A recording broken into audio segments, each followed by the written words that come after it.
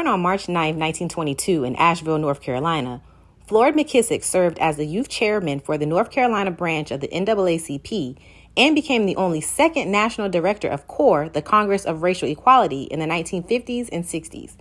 McKissick also established a law practice in Durham, North Carolina, while continuing to actively engage in civil rights campaigns, protests, and boycotts. Under McKissick's leadership, CORE underwent a radical transformation from an interracial, nonviolent civil rights organization into a group that promoted the concept of Black power. McKissick argued that Black power as an organizing principle could enrich and revolutionize African American communities. To this point, he pushed for increased African American control over communities, governments, economics, and schools, and used CORE to assist local community leaders in these efforts.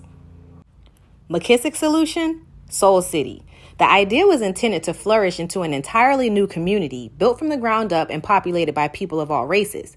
It was meant as an alternative to crowded urban slums and stagnant suburbs. McKissick wanted Soul City to be a mixed-use town with houses, factories, and stores in one convenient location. He chose to build his utopia in one of America's poorest counties in 1969, Warren County, North Carolina. Of its 15,810 residents, 6,500 lived below the poverty line. Its schools had a dropout rate of 45%, and most people made a living growing corn or tobacco. But McKissick still had big dreams for Soul City.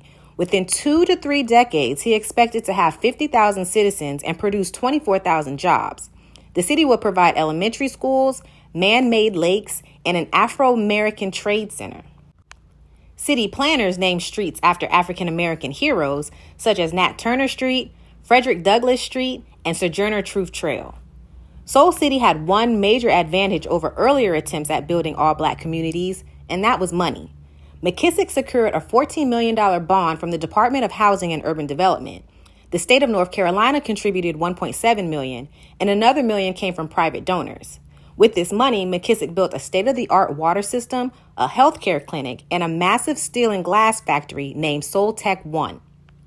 With funding secured, the city still needed both inhabitants and businesses, both of which were slow to come by. In summer 1973, the population increased to only 33 people. Then in 1975, journalist Tom Stith of Raleigh News and Observer wrote a derogatory expose of alleged corruption, nepotism, and mismanagement in Soul City. The story led Senator Jesse Helms and Congressman L.H. Fountain to demand an audit of the project.